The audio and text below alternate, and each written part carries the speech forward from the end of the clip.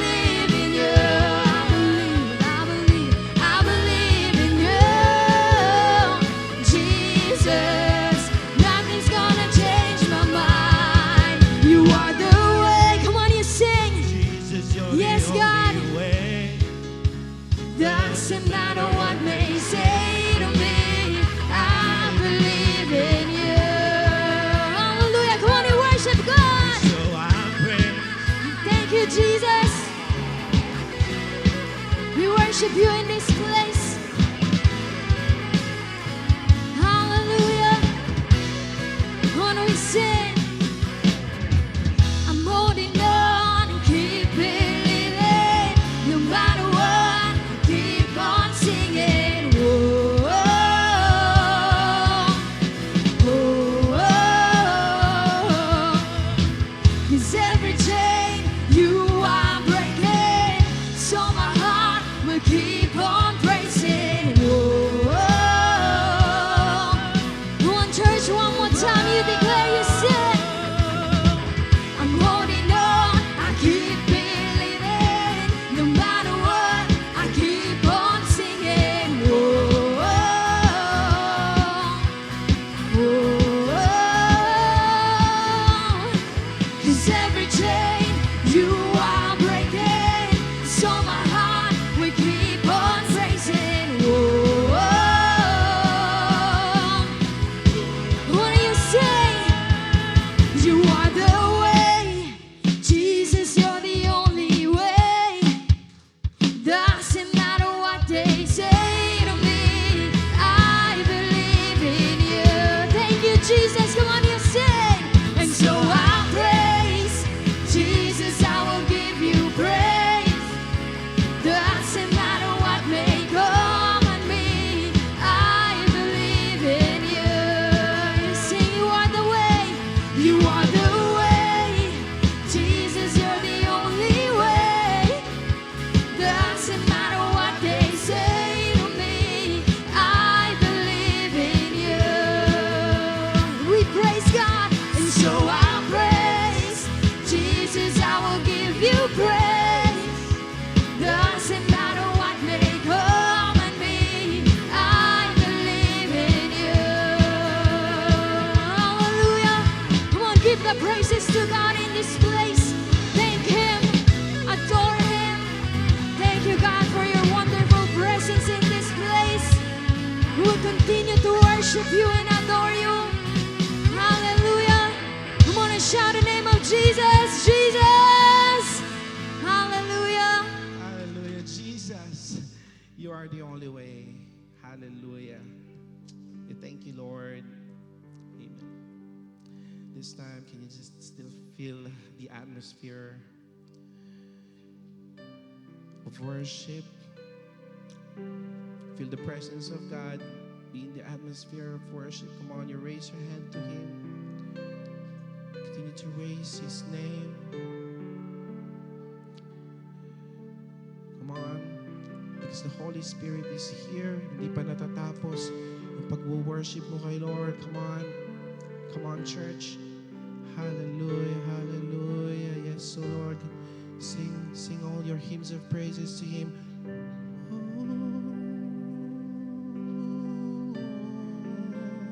Yes, so Lord. Oh, Jesus, Lord. Come on. Wherever you are, online or on-site, hindi ka excuse na mag-worship kay Lord. Feel the presence of God.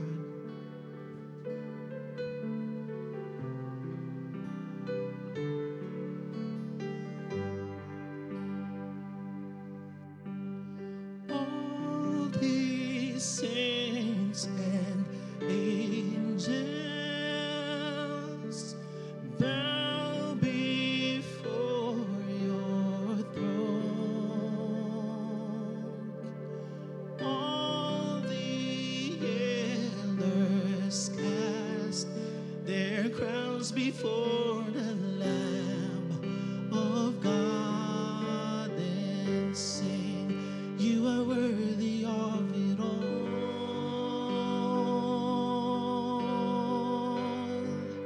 You are worthy of it all.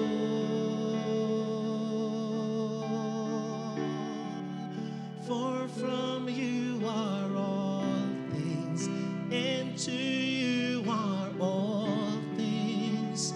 You deserve the glory.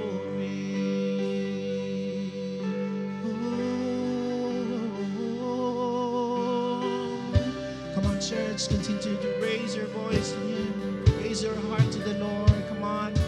Hallelujah. Once again, come on, you sing all the saints and angels bow before your throne.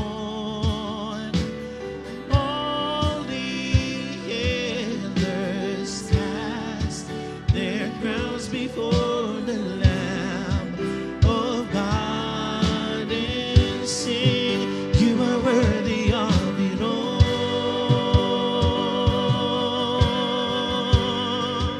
You are worthy of it all.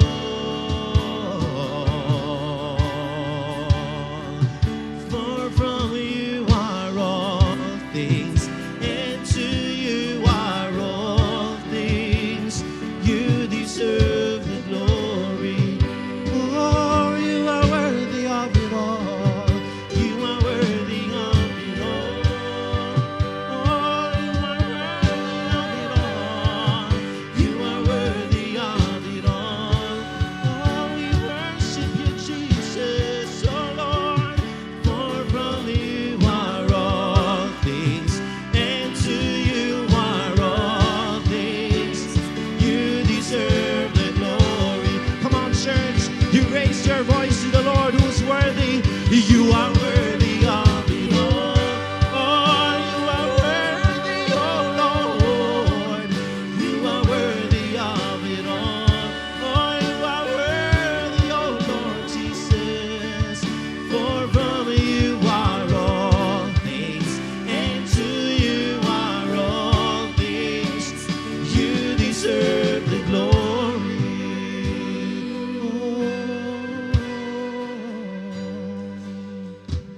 Till and night, night and day, let incense arise.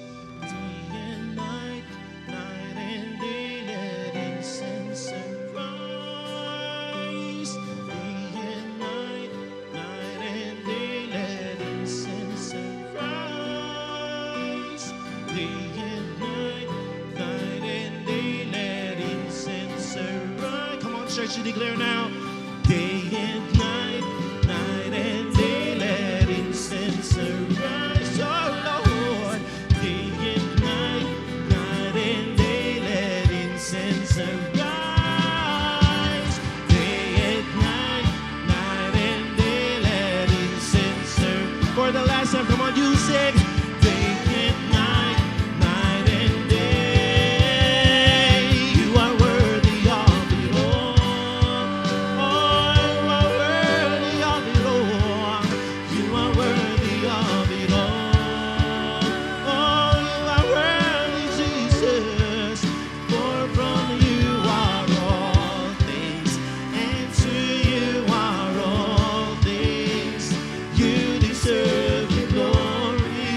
Oh, you are worthy, oh Lord. You are worthy of it all.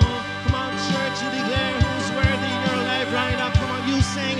You are worthy of it all. Oh, you are worthy of it all. For from you are all things, and to you are all things. You deserve the glory. For the last time, you are worthy of it all. Oh, you are worthy of it all. You are worthy of it all. Oh, Jesus. For from you are all things, and to you are all things. You deserve the glory. Oh, you deserve it, oh Lord, 'cause you are worthy, oh Jesus. Oh Lord. Yes, church, this time, pwede mo bang itaas yung puso mo yan kay Lord? You show Him how much you love Him by raising your voice to Him. You know, He has given you the greatest love, the agape love. And this time, you just return it back to Him, yung love na tunay, galing sa puso mo. So why don't you just raise your voice and sing, praise His name. Come on, church.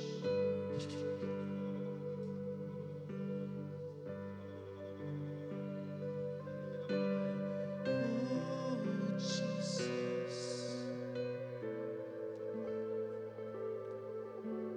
Come on, church. It's about time to sing your love for Him. I love you, Lord, and I lift my voice to worship you, oh my soul, rejoice. Take joy, my King, in what you hear.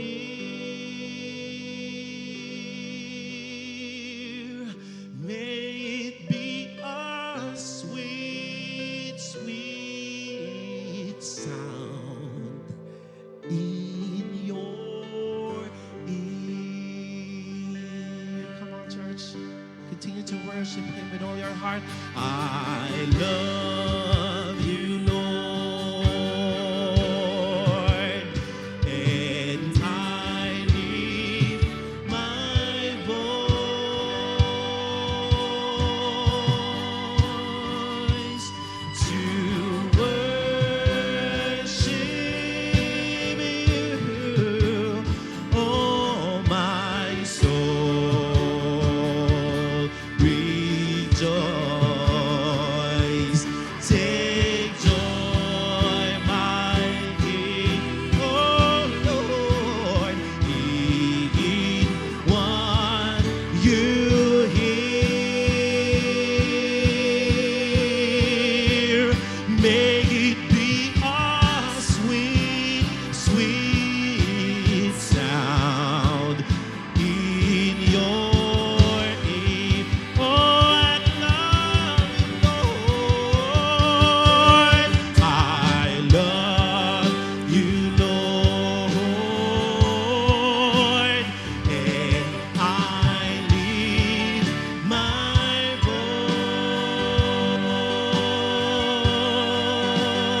voice to worship you, oh my soul, rejoice. Take joy, my King, oh Lord, in what you hear. May it be a sweet, sweet sound. May it be a sweet, sweet sound. May it be a sweet, sweet sound in your ear. Oh Lord, yes, oh Jesus, we love you, oh my Lord. We worship you, oh Jesus. Oh, come on, church, declare your love to the Lord now. Come on, you sing, continue to worship Him with all your heart. Come on, church, hallelujah. We love you, adore you, Jesus. Oh, we love you, adore you, Jesus. We love you, adore you, Jesus. We love you, adore you, Jesus.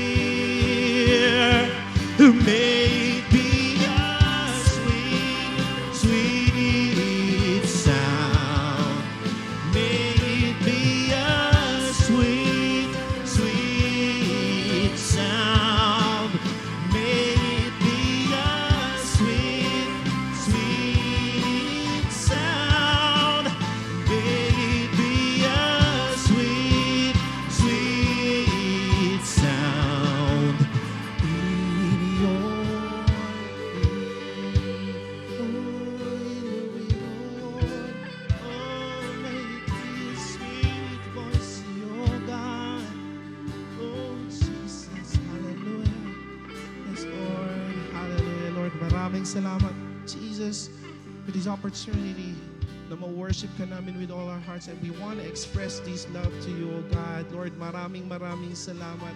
We believe matindi ang gagawin mo ngayon. That's why we'll just open our heart to you, O Jesus.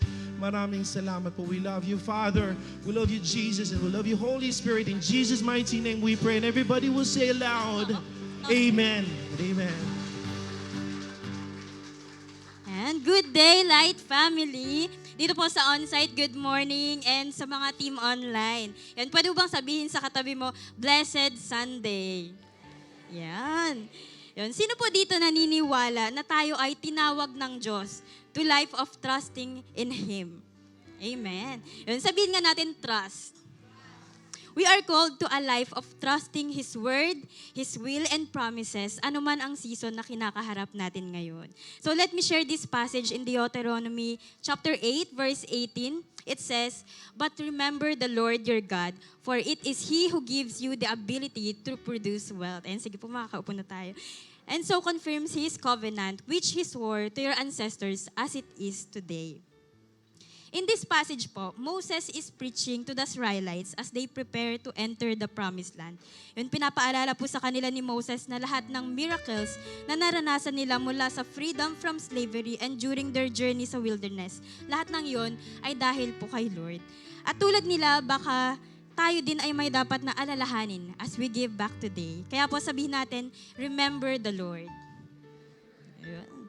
So ano nga ba ang dapat nating alalahanin when we give? First po is, remember God's provision. It says, "But remember the Lord your God, for it is He who gives you the ability to produce wealth." Kung paano pinapaalala sa mga Israelites ang ginawa ng Diyos sa kanila na victory at prosperity, same thing with us po. Sa pagbabalik natin ngayon through our tithes and offerings, may we remember God's provisions in our lives.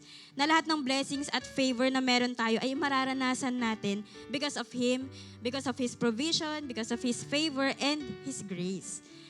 Yun. So, i-acknowledge natin sa buhay natin na kaya meron tayo today ay dahil sa ability to acquire wealth na galing kay Lord. Yun, it was God na nag-provide ng skills, si Lord nag-provide ng talent mo, ng trabaho, business, yung malakas na pangangatawan mo, at marami pang iba na nagagamit natin sa buhay na ito. And out of this, let us testify His goodness by our giving. Yun. So, ano nga ba ang dapat nating alalahanin when we give? First po is, remember God's provision. Second po is, remember God's faithfulness. It says, "But remember the Lord your God, for it is He who gives you the ability to produce wealth, and so confirms His covenant, which He swore to your ancestors, as it is today." Moses also reminded the Israelites na may matinding plano at pangako ang Diyos para sa kanila. Nasasamahan sila hanggang makarating sila sa promised land. And ganun din po sa atin, ang mga taong patuloy na naaalala ang katapatan ng Diyos ay nagpapatunay din na si Lord ang tumupad sa mga pangako niya. Or si Lord yung tumutupad sa mga pangako niya. We give because God has been faithful. As we give to the Lord, we remember that God is faithful at panghahawakan natin ang katapatan niya sa mga pangako pa niya sa atin. So, church, for today, may this be an encouragement and a reminder as we give our tithes and offering. Wag lang tayong magbigay thoughtlessly, yung hindi natin iniisip basta bigay lang. But remember His provision as we give. Remember His provision or remember His faithfulness as we give in our lives. So, at kung alam mo na hindi nagkulang sa'yo ang Diyos at lagi siyang tapat, I believe that giving our tithes and offerings ay magagawa natin generously and wholeheartedly. Ang tithes, offerings, first fruits mo ngayon ay reflection ng kung paano mo naaalala si Lord. So, kaya naman po, I would like to share my short testimony kung gaano po kabuti si Lord at kung gaano po siya ka-faithful sa buhay ko. By the way po, I'm Mary Grace Maga. And I'm a young pro na po. Yun, medyo maliit lang ako, pero young pro na po ako. Yun, so I've been in Light Family since I'm a student way back 2013. Up until now po, na young pro na ako. I was taught and challenged about the faithfulness in giving.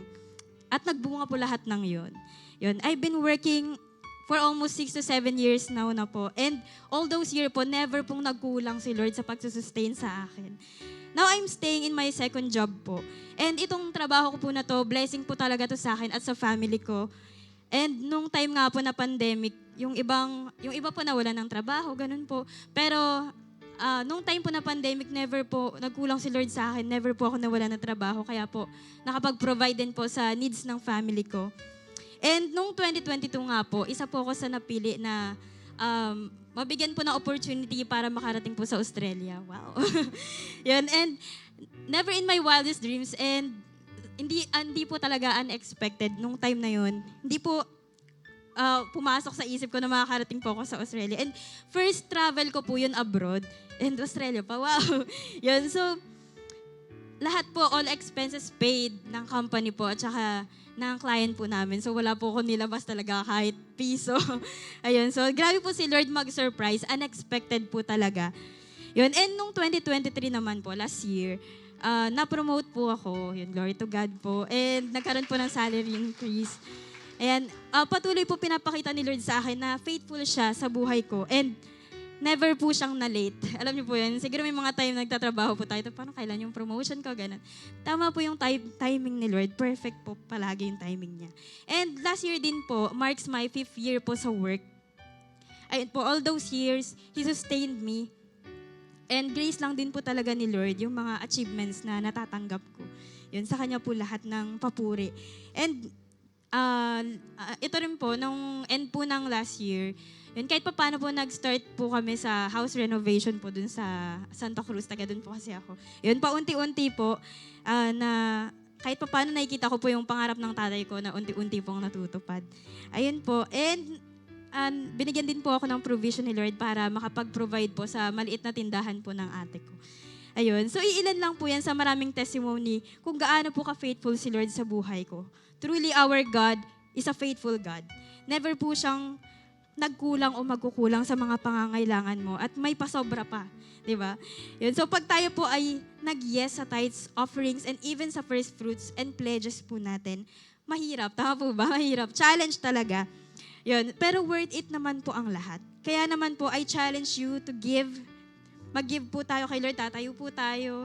Ayan, hawakan po natin yung mga tithes, offerings, first fruit po natin. Yun. And in your heart po, pasalamatan mo si Lord, kausapin mo siya. Ano yung mga pinagpipray mo na matagal na? And maniwala ko po na ibibigayin po yan ni Lord in His perfect time. Let's pray. Lord, thank you for this opportunity to give back to you. Di na naman namin kaya, Lord, na magbigay.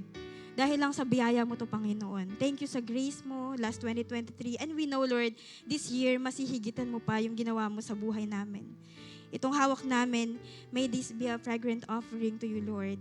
Worship namin to sa iyo, Lord God, and we will give a cheerful heart, with a cheerful heart. In Jesus' name, amen. Let's give it a cheerful heart po.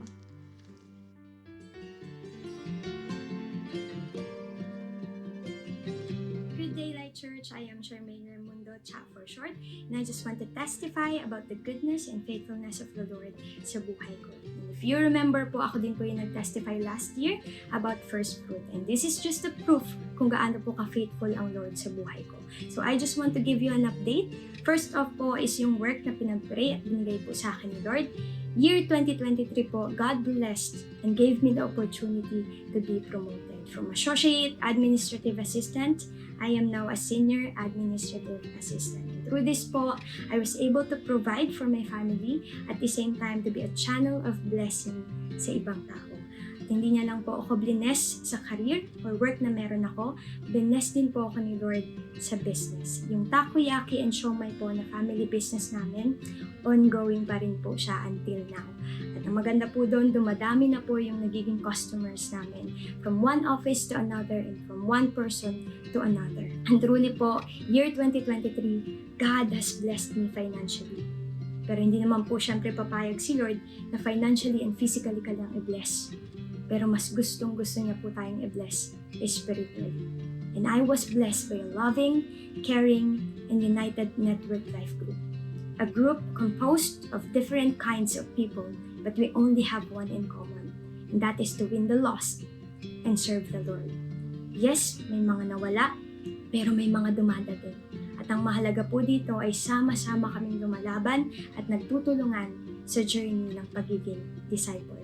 Kaya naman po sa mga wala pa pong life group dyan, I encourage you to join a life group. And also po, patuloy pa rin po tayong pinagkakatiwalaan ni Lord na mag-serve sa Kanya through worship ministry. And sana po, hindi pa po kayo nagsasawa sa akin na every Sunday kayong pinipilit na mag-worship. Pero pasensya na po kayo kasi hanggat may boses po ako at kaya ko pa, ako pa rin po ang pipilit sa inyong mag-worship every Sunday. Amen. But kidding aside po, this ministry is really a privilege and blessing to me. Kasi I was able to give back and serve the Lord sa kung ano po yung kaya kong ibigay. And you know, totoo po yung kapag inuna mo si Lord, hindi ka niya ihuhuli. Kasi po sa mga panahon na nagsiserve ako kay Lord, may nakakita sa akin. At the same exact field or ministry, someone saw me. Someone pursued me. Hindi po ako pinursu pa ilalim, hindi din po ako pinursu sa chat, pero pinaalam po ako sa mga leaders. Life group leader, ministry head, pastors, at of course po kay mami at sa family ko. You know, beyond the kilig and anything else, it is good to have someone, but it is another thing to have someone na hindi ka ilalayo kay Lord. Pero sasabayan kang lumakad sa journey mo kay Lord. Kaya naman po mga sisters, you deserve a man of God. Kaya mas unahin mo magtrabaho sa field ni Lord at may makakakita sa iyo. Amen? Ako po, I was blessed by God by my very own man of God. Nakala niyo po ba tapos na? Kasi kinilig na yung partner mo. Ako din po, akala ko tapos na. Pero hindi pa po pala tapos si Lord. You know, I thought this year 2023 was going so smooth and chill. Pero last month po ng 2023, nangyari ang plot twist ng buhay ko. Habang ang iba po ay nagpre-prepare ng Noche Buena, ako po ay nag-aalaga ng nanay. Because my mom, si mami po, got diagnosed by pneumonia. And she's in her old age na po. So hindi na po biro ang pneumonia. So I prayed to God for healing. And I felt in my spirit that God is saying to me, Nanak, this year has been so smooth for you.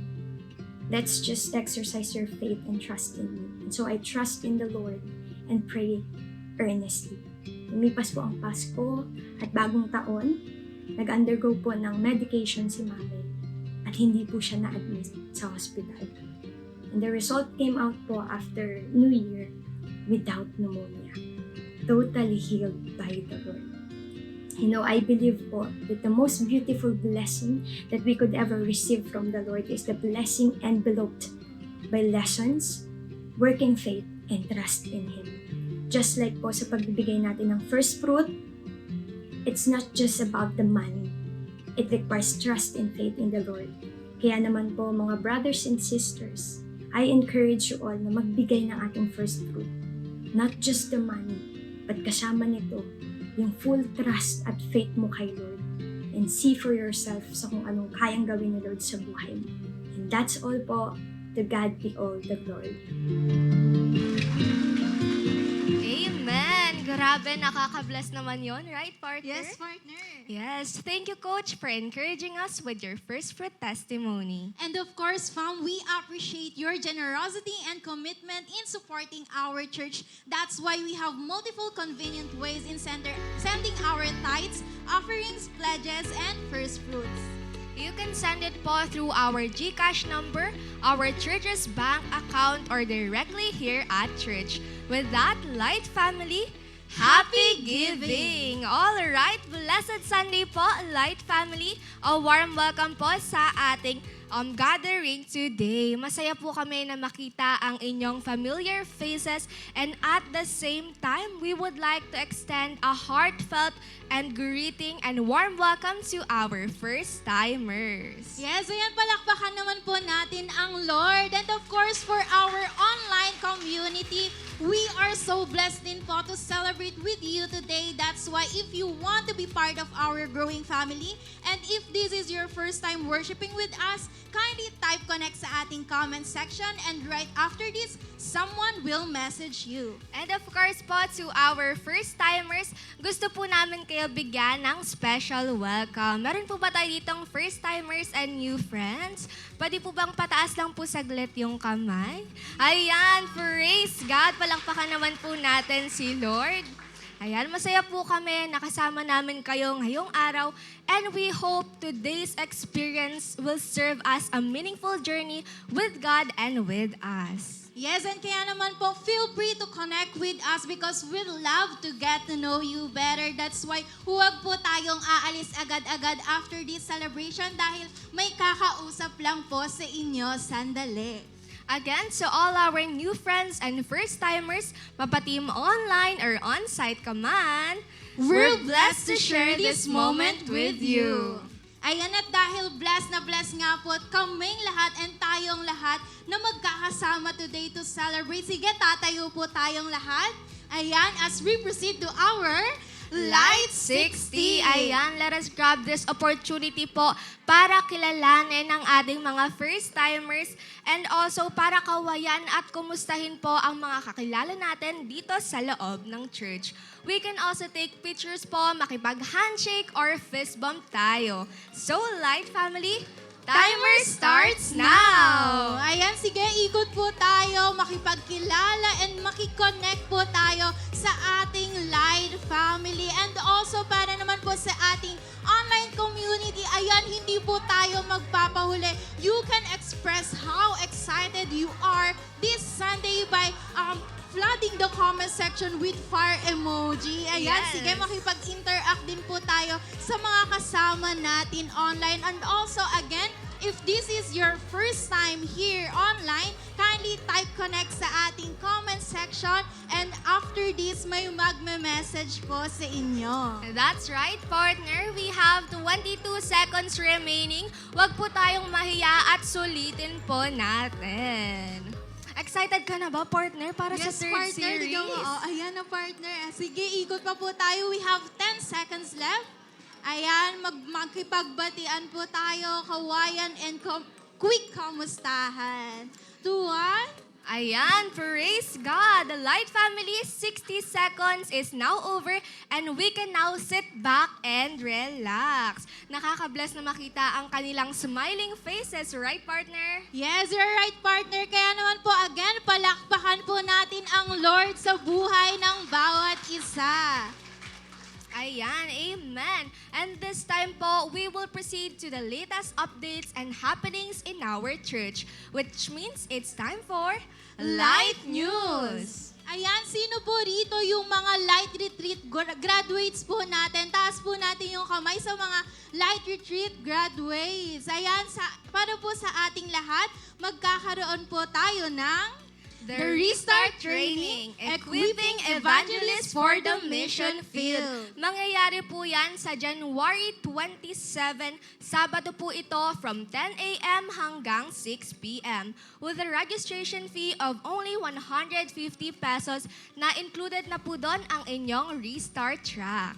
And for more details and inquiries about the training po, kindly contact your mentor or your network leader. And that's all for our Light News. And now po, for our reminders, again, kindly silent po yung mga electronic devices and phones po natin. Ayan, sige, ilabas po natin yung mga phones natin and i-put po natin ito into silent mode. Ginagawa po natin ito para makapag-focus po tayo sa word ng Lord for today. Ayan, sa mga nakapag-silent na po ng kanilang devices, thank you so much po for your cooperation. Also, if you have your pen, notebook, and Bible with you, you can use that po to take down notes sa mga mapapakinggan natin mamaya. Kaya naman, Light Family, are we still excited? Ay, grabe, parang medyo mahina, partner. Again po, are we still excited? Amen! Ayan, so if you are excited and ready to be uplifted, enlightened, and be inspired, let's open our hearts wide as we receive the blessings that are about to unfold. Let's give a warm welcome to the vessel through which God speaks to us, Pastora Laarni Arcega. Hello po sa ating lahat. Pwede po bang ang ngitian mo ang katabi mo ngayon? Sabihan mo siyang Happy Sunday. Ayan, napakaganda ng ngiti ng katabi mo ngayon, okay?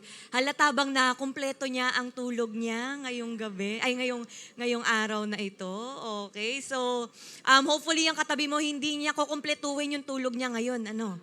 Baka kasi alam mo na kapag mga ganito ay matindihang laban talaga kapag sobrang aga ang pag-attend ng kanyang Sunday service. Okay, so happy Sunday po sa ating lahat, sa ating team on-site and of course sa ating team online. And hopefully po talagang ang bawat isa ay ready and excited sa gagawin po ng Lord ngayon. Pwede po ba malakas na palakpak kay Lord? Amen. So bago po tayo mag-proceed sa pag-uusapan po natin, no, medyo konting kumustahan lang po tayo kasi kanina sa Light 60, kamayan, ganyan-ganyan. Pero sana ngayon medyo may konting kwentuhan, mga 30 minutes na kwentuhan. Pwede bang face your partner? Sige, hanap po kayo ng partner, lingunin mo siya ngayon. Tapos, sasabihin mo sa kanya, kumusta ang naging buong linggo mo in one word? How would you describe your week? Okay, pwede bang sabihin mo sa kanya maging honest ka? Huwag naman yung super open up pa. Baka man nag-iiyakan na rito. Sa team online natin, in one word, how would you describe your week? Okay, parang yung iba ayaw sumagot. Parang confidential ata ang kanyang sagot, ano? Diba? So, ayan, naging aware ka sa pinagdadaanan ngayon ng katabi mo. Baka may iba dyan, kailangan pala na manlilibre sa kanya. Diba? Nalaman mo, ay may problema to, kailangan nito mamaya ng Samji. Diba? Yung mga ganon. Diba? Ngayon, maganda aware tayo sa status ng katabi natin ngayon. Okay? Kaya nga, alam nyo po ba, siguro may iba nga sa atin malungkot, yung iba masaya, yung iba lumalaban talaga. Yung iba niraraos, di ba? So, pero nakakatuwa pa rin dahil sa kabila po ng lahat, nandito tayong lahat. Because why? God is still good. Amen. Palakpakan naman po natin si Lord. Kaya nga, January pa lang, parang ang dami nang nilalaban ng katabi mo, di ba? Kaya sabi mo sa katabi mo, lalaban ako. So, speaking of labanan, familiar po ba kayo kay General Douglas MacArthur? Yung iba po dito, baka naabutan po niya si General Douglas MacArthur. Ano? Kilala po siya sa binitawan niyang salita sa bansang Pilipinas na I shall return. Hala-aware kayo. Ni-research ko to kasi tulog ata ako nung pinag-aaralan to sa history. So, siya po ang US military commander sa Pilipinas nung panahon ng World War II noong 1941. At inaatake po ng Japan ang Pilipinas na noon ay nasa pamamahala ng Amerika. So, matapos yung 2 weeks na labanan, natatalo na ng Japanese forces yung Americans at saka yung mga Pilipino. Kaya sila ay ordered ni President Roosevelt na talagang mag-withdraw na sa laban. Pero bago yun, nag-iwan ng pangako itong si MacArthur sa Pilipinas na I shall return. Okay? So dahil doon, napabagsak ng Japan yung Pilipinas. Pero after 2 years, mga noong 1945, tinupad niya yung pangako niyang pagbabalik sa Pilipinas at talagang sinimulan niya yung pagpapalaya sa bansa. At sinabi niyang, people of the Philippines, I have returned. So yung ginawang ito ni MacArthur, yung nagbigay ng hope all over the Philippines during the dark days of World War II. At alam niyo po ba may higit pa kay Douglas MacArthur na dapat i-look forward ng katabi mo na legit sa kanyang pagbabalik? Para malaman po natin, buksan po natin ang ating Bible sa Luke chapter 19, verses 12 to 27. Tatayo po tayong lahat. Pero this time, ang babasahin lang po natin sa ngayon ay ang verses 12 to 13. Basahin po natin ng malakas at sabay-sabay.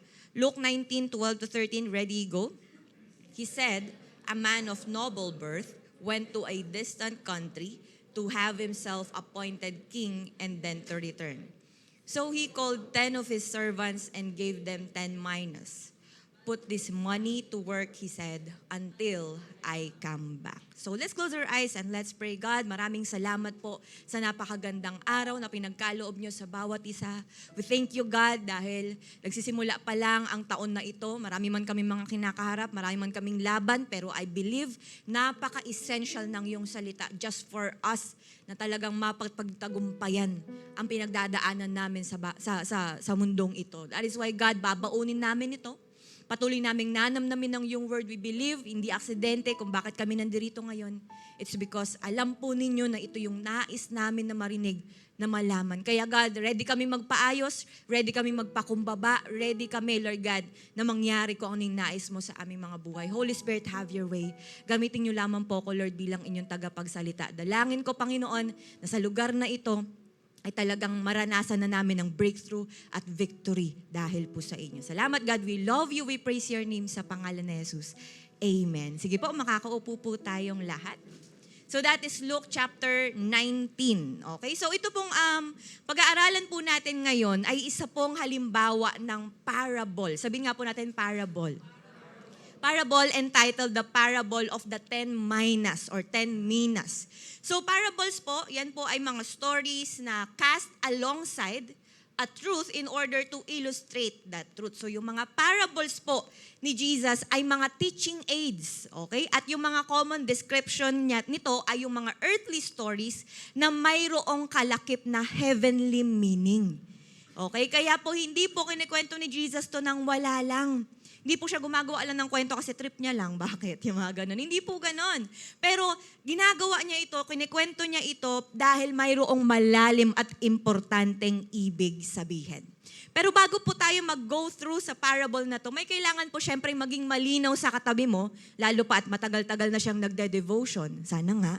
Diba? Lalo na't matagal-tagal na po tayong nagiging familiar sa Word of God, baka malito tayo sa parable of the 10 minas at saka sa parable of the 10 talents. Okay, magkaiba po kasi si parable of the minas and the parable of the talents. So una, magkaiba sila ng author. Sa parable of the minas, si Luke ang author, si Matthew, siya naman yung sumulat sa parable of the talents. Iba rin po ng setting, magkaiba sila ng lugar, magkaiba ng kausap si Jesus, magkaiba ng benefactor, magkaiba rin ng mga mina or yung equivalent ng mina at saka nung talent. Kaya sabi mo sa katabi mo, hindi sila pareho. Okay? Kaya nga po, ayan, going back sa pag-uusapan natin na parable of the 10 minas. Alam niyo po ba, nung panahon na ito, si Jesus, papunta siya ng Jericho, 17 miles or 27 kilometers east of Jerusalem. Okay? Mula siya sa Jericho and then papunta nga sa Jerusalem. Okay? So malapit na yung oras niya sa Jerusalem. So the more na lumalapit or the more na palapit nang palapit si Jesus patungo sa Jerusalem, mas nagiging greater ngayon yung expectation sa kanya ng mga Hudyo, maski ng mga disciples niya, na nalalapit na siyang mag-set up ng kanyang earthly kingdom. Okay? Dahil nga yung iba sumusunod dyan o nagpa-follow kay Jesus kasi nga ang aware sila na si Jesus ay talagang magiging hari, ganyan. Pero sa earthly kingdom, okay? Marami sa mga tao along the road sumusunod sa kanya, na naniniwala, kaya nga siya pupunta doon ay para sa earthly kingdom na yon. So now, ito yung dahilan kung bakit nagkaroon ng parable si Jesus. Kung bakit may pinasok siya na parable para mawala ang ano pa mang mga speculations or mga issues about sa time ng pagdating ng kanyang paghahari sa mundo. Okay, so imagine niyo na lang habang naglalakad, may kinikwentong mga parable itong si Jesus Christ. Okay? Kaya po ngayon pag-usapan natin ang 3 S na madidiscover natin sa parable of the 10 minas. Excited pa po ba tayo? Amen. Okay, so again, the 3 S that we can discover in the parable of the 10 minas. Number 1 is the symbols. Sabihin po natin symbols. Ito na nga, simulan po natin yung kwento. Tuloy natin sa parable sa Luke, sa verses 12 to 15. Ang sabi doon, again, he said, a man of noble birth went to a distant country to have himself appointed king and then to return. So tinawag daw niya yung 10 servants niya, tapos binigyan niya ng 10 minas. Sabi niya, put this money to work until I come back. But his subjects hated him and sent a delegation after him to say, we don't want this man to be our king. Ayaw namin na maging hari itong taong to. So isa-isahin po natin yung mga naka-bold po dyan na mga phrases or na mga characters at simulan natin kung sino nga ba itong si nobleman. Okay, so una, the nobleman represents Jesus Christ. Okay? Kaya sabi dyan, yung highlighted dyan, a man of noble birth. So, a noble birth means or pertains sa tao na mayroong high status, okay, well-born, high-born, in short, mataas na tao. Okay? Yung nobleman po na ito ay aalis, saglit, para i-receive yung kanyang paghahari, mayroong magluluklok sa kanya, ganyan, tapos babalik siya dito nga sa lugar nila para mag-rule over na doon sa kingdom na yon. So same goes with Jesus Christ na umalis po sa mundo. Okay? Kaya nga po siya ay nag-resurrect, siya po ay nag-ascend sa langit. So yung context ng pagpunta ni Jesus sa distant country would be heaven and at the right hand of the Father. During the time na siya po ay wala, He told them na kailangan nilang magpatuloy sa kanilang business. Pero malinaw po na gaya ng nobleman, He promises to return na mayroong full recognition sa kanyang status bilang hari. Babalik siya bilang hari at para mag-reign sa kingdom of God. Amen po ba? So siya ay ma-exalt bilang hari at ang muli niyang pagbabalik ay ang tinatawag po natin na familiar yung katabi mo na second coming. Okay? So nagigets po ba na ang nobleman he represents Jesus Christ. Okay? So ito na nga, bago umalis ang nobleman, may binigay siyang 10 minas sa 10 servants. So, the minas represent the gospel. Okay? Sabi sa verse 13, tinawag niya nga itong mga servants niya at binigyan niya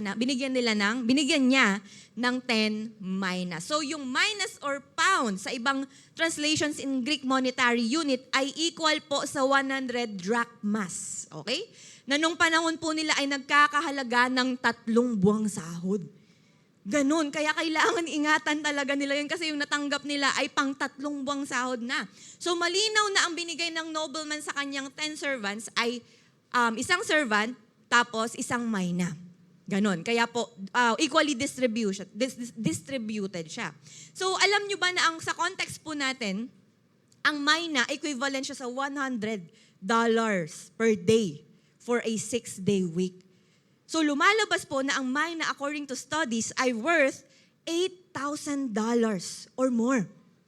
So in peso, kung i-convert po natin ay 447,360 pesos. Isa lang pong mina yun. Okay?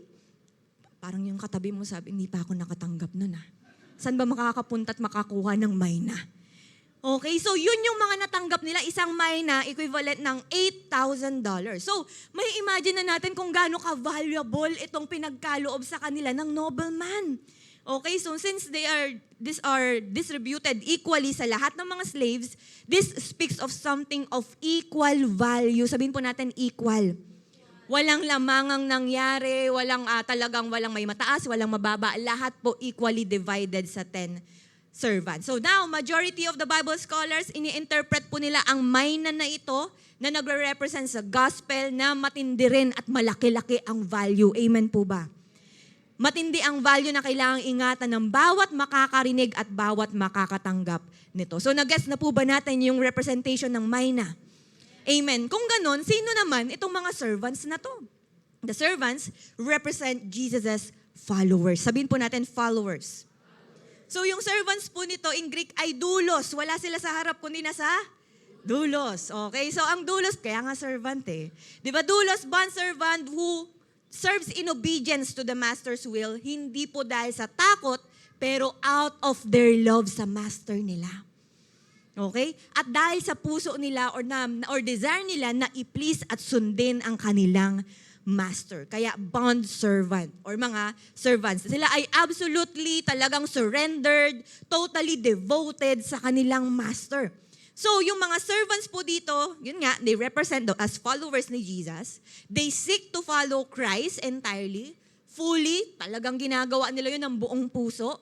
Tinatanggap daw nila kung ano man ang duty nila, gaano man to ka-costly, gaano man ito kahirap. So itong mga servants na ito, yung inutusan ng nobleman to do business. So in other words, sila ay may duty na palaguin ang minas. Or in other words, sila ay may duty na i-share ang gospel. Since sila ay nakaranas ng kapangyarihan ng gospel sa buhay, and so lahat ay given ng command, mag-invest dito. Maliwanag po ba? Amen. So now, kung paano yung mga loyal, may mga loyal sa nobleman, meron din namang mga against sa kanya. Meron siyang mga bashers. Okay? So sino ba itong mga to? Next, the enemies represent the ones who reject Jesus Christ. Kaya nga sabi sa verse 14, but his subjects hated him and sent a delegation after him to say, we don't want this man to be our king. Yung mga subjects po dito sa Tagalog, sila yung mga nasasakupan ng nobleman. Pero ayaw na ayaw nila itong tao na ito. So sila yung nagre-reject sa pamamahala ng nobleman sa kanila. So now, sino-sino po ba ang enemies na to? Sila po yung mga nag-o-oppose sa kingship ni Jesus Christ. Gaya ng mga Pharisees, ng mga scribes, ng mga chief priests, gaya po ng mga members ng Sanhedrin. Pero bakit ba nila hate si Jesus? Dahil ba evil ruler ang Panginoong Yesus? Of course, hindi po. Ayaw na ayaw nila si Jesus dahil isa siyang malaking threat sa kanilang power at sa kanilang self-righteousness. So hindi lang nila nire-reject si nobleman or si Jesus as their Savior, pero malinaw din na they are rejecting Jesus Christ na mag-reign sa kanila bilang hari. Okay? Maliwanag po ba? Okay, so dahil po dyan, malinaw po ba ang ating mga symbols? Amen? So palakpakan naman po natin si Lord. Sabi siguro ng katabi mo, nakailang devotion na ako, yun pala yun. Okay, so baka natanong ng katabi mo na, ano ba naman to para sa kanya? Ano ba ang relevance niyan sa akin, pastora? Okay, pag-usapan natin yung pangalawang S, the significance. Sabihin po natin significance. Ano yung significance nito sa atin? Una pong katotohanan na dapat nating baunin is, the king is expecting a work to be done. Ang hari ay nag-e-expect ng trabaho na kailangang gawin ng kanyang mga servants. Sabi po sa verses 13 at 15, sabi niya, put this money to work until I come back. Then 15, he was made king, however, and returned home. Then he sent for the servants to whom he had given the money in order to find out what they had gained with it. So yung king, sinabi niya talaga directly sa kanyang mga servants kung ano ang ine-expect niyang dapat na ginagawa nila, namely, ang i-invest ang kanyang minas. Okay? So yung phrase po dyan na put this money to work ay nangangahulugang they have to do business about it and through it at binigay ito sa kanila para mag-invest at trabahuhin upang makita nila magkano yung mai-increase sa amount nila. So in other words, kailangan daw nilang mag-make more, produce more, or to do business, i-occupy, or carry on, set in motion, in short, i-accomplish. Okay? Meaning, hindi lang daw po sila dapat nagpapakabisi, pero kailangan mapagtagumpayan nila yung task na yun. So ang tanong, hanggang kailan daw nila ito gagawin? Hanggang sa bumalik ang nobleman or yung hari. So yung purpose ng nobleman para dito para ba magpayaman? Para ba dahil sa pera? Ganyan-ganyan. Of course, hindi po dahil doon, kundi para i-test kung sino sa mga servants niya yung worthy of greater responsibility sa kanyang kingdom in his return. Okay, so lumalabas that the nobleman or the king was expecting productivity. Sabihin po natin productivity. So in the same way po, Jesus Christ is expecting productivity from us bilang mga followers niya. Nag-e-expect siya. Sabi mo sa katabi mo, nag-e-expect siya. Of course po, ang Panginoong Hesus, siya ay gracious, siya ay merciful, siya ay loving, pero tandaan po, makinig po maigi, He is also our King, and we are His servants. Ephesians 2:10, ang sabi doon, kung ano tayo ngayon, ang Diyos ang may gawa nun. Ginawa niya tayong united kay Christ Jesus para gumawa ng mabubuting bagay na hinanda na ng Diyos noon pa para gawin natin. So, ibig sabihin, wala po palang tatamad-tamad na servant. Hello? Tingnan mo yung katabi mo, sabi mo siya, wala. Since we are all anticipating yung pagbabalik ng Panginoong Hesus dito sa earth, kailangan kumikilos daw pala tayo bilang mga followers niya. Kaya sabi mo sa katabi mo, kilos-kilos din. Konti na lang, baka matatampal ka na niya no? Diba? Kaya lang, baka sabihin ng katabi mo, ay pastora, wag ka namang ganyan. Understanding naman ng Diyos natin. Naiintindihan niya naman ako. Di ba yun yung madalas na palusot natin kapag may mga nagiging failures tayo or minsan nagiging sobrang busy tayo sa mga ginagawa natin sa araw-araw, nalilimutan natin si Lord. Tapos lahat tayo, naiintindihan naman ako ni Lord. Di ba? Aware naman siya sa mga responsibilidad ko sa buhay. Aware naman siya na nangungonsumi ako sa mister ko. Aware naman siya na gantong kalagayan ko sa trabaho. Aware naman siyang ni singkong duling wala na ako. Naiintindihan naman ni Lord. Okay? Alam ko po mga kapatid, malinaw na malinaw sa parable na ito, that Jesus Christ is our King na nag-e-expect sa mga sumusunod sa Kanya, sa Kanyang mga servants. So, sino po dito sinasabi mong follower ka ni Jesus? Nabawasan na ata kanina marami. Again, sino po sinasabi mo rito follower ka ni Jesus? Then, He is expecting from you na mag-work for the sake of the gospel. Dalawa na lang yung sumagot. Okay? So, mayroong mayna yung katabi mo. Ibig sabihin, may mayna pala siya. Tingnan mo uli yung katabi mo, may mayna yan. Mamaya kapain mo yung bulsa niya, meron yan. Okay? May mayna yan. Ibig sabihin, yung mayna na yon ay ang gospel. He is responsible na palaguin ito. Ang gospel, yung something na valuable na kailangan sinishare ng katabi mo sa kanyang kapamilya, sa kanyang kaibigan, kapitbahay, and it is our job as followers ni Christ. Amen po ba? Kaya nga, Matthew 28:18-20, then Jesus came to them and said, all authority in heaven and earth has been given to me. Therefore, go and make disciples of all nations, baptizing them in the name of the Father and of the Son and of the Holy Spirit, and teaching them to obey everything I have commanded you. And surely I am with you always to the very end of the age. Okay, so yan yung bilan sa atin ng Panginoong Hesus. Kaya mga kapatid, we have this job. And that is to share the good news na paraan para sa salvation ng kapwa po natin. Amen? Mayroon tayong mayna. Kailangan po natin itong i-invest sa iba para makakilala rin sila kay Lord. Amen po ba? Palakpakan naman po natin si Lord. Yun ang unang significance. Siyempre, yung katabi mo, kapag patuloy siyang susunod kay Lord, okay? Expect as well na mayroong gagawin si Lord sa kanya in return. Ano po yun? Siyempre, pangalawa, all servants will be evaluated for what they had done. Lahat ng mga servants ng Panginoon ay dadaan sa matinding evaluation. Ayaw ata ng katabi mo yun. So ito na nga, bumalik yung nobleman bilang isang hari. Okay? At sa pagbabalik niya, una niyang hinarap yung mga binilinan niya. Parang natatakot ata yung katabi, binilinan ako ni Lord. Una niya akong harapin kapag bumalik siya. Ano nangyari? Verses 16-19. The first one came. Ito na nga, mga nagre-report na for duty. Yung una, sabi niya, Sir, your mina has earned 10 more. Napalago niya. Sabi nung hari, well done, my good servant. Because you have been trustworthy sa maliit, take charge of 10 cities. Grabe, no? 10 syudad. Yung pangalawa din, nag-report, ang sabi niya, Sir, your mine has earned 5 more. 5. Sabi ng master niya, you take charge of 5 cities. Grabe, no? So lumalabas po pala that the faithful will be rewarded for more. Ang mga tapat ay talagang marerewardan ng mas marami pa. Ang hari po na please sa unang 2 napalago yung kanilang minas. Yung unang servant, napalago niya yung 10. Ang equivalent po nun ay $80,000 or umabot ng 4.4 million. Grabe, no?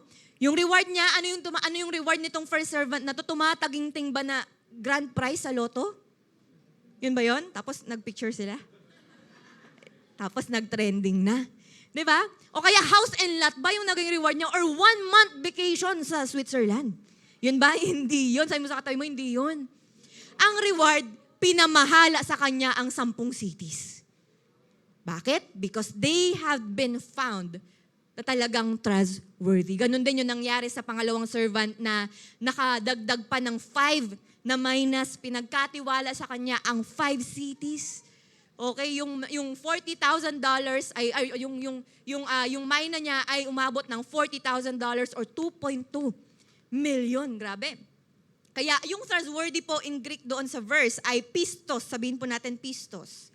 Meaning ay faithful, meaning worthy of belief or trust, or dependable. Kaya pansin po natin, yung reward ng hari, hindi siya monetary. Okay? Kaya siguro sabi nung katabi mo, sayang. Diba? Hindi po siya monetary, kundi greater responsibility na proportion sa dinemonstrate nilang faithfulness at ability. Kaya kasi wala na pong hihigit pa sa mapagkatiwalaan ng hari. Tama? Kaya pansin po natin, hindi concerned yung hari sa amount of money na na-earn nila. Pero he is interested sa faithfulness na dinemonstrate nila by the increase. Sabi mo sa katabi mo, faithfulness. At ang interesting part po dito ay ito. makinig po maigi. Yung mga faithful po rito, hindi sila mayayabang. Check po, kung i-check natin yung verse, kung babalikan po natin yung verse, balikan po nga natin sa verses 16 to 19. Ang sabi, Sir, sabi nung una, Sir, your mina has earned 10 more. Sabi rin nung pangalawa, Sir, your mina has earned 5 more. Ibig sabihin, yung mina na yon, hindi nila inangkin as sa kanila. Nung bumalik yung hari, ang sabi nila, yung mina po ninyo. Okay? Sa kabila ng mga na-earn nila, ang credits pa rin sa hari. Grabe, no? Wala sa kanila yung nagmalaki na, oh Lord, napalago ko to. Babalik ko lang yung 1 mine ako, ha? Tapos the rest nang nakuha ko, sa akin na to, parte ko na to. Hindi ganun. Lahat credits pa rin sa hari. Walang pagmamayabang, walang anumang pride. Lahat ng accomplishments ng dalawang servant na to, na resulta ng mina, ay mula talaga sa hari. So same thing with us po bilang mga Kristiyano, bilang mga sumusunod kay Lord.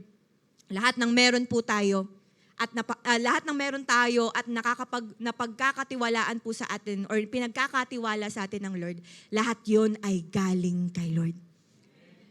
At kung aware kang dinadarang ka man ni Lord sa mas maraming dapat i-reach out, naku po, wag ka nawang pangunahan ng takot or doubt. Bakit? Kasi He allowed na mangyari ito or mapagdaanan mo para maging instrument ka niya sa mga taong ito. Or sa mga mentors or sa mga soon-to-be light group leaders. Kung dati, isa-isa lang yung mga pinagkatiwala sa atin hanggang sa dumagdag ng dumagdag.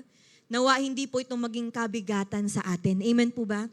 Kundi magsilbing dahilan para mas maging grateful kay Lord na pinagkatiwalaan kang mag-handle or mag-disciple ng mga taong ito. Palakpakan po natin si Lord.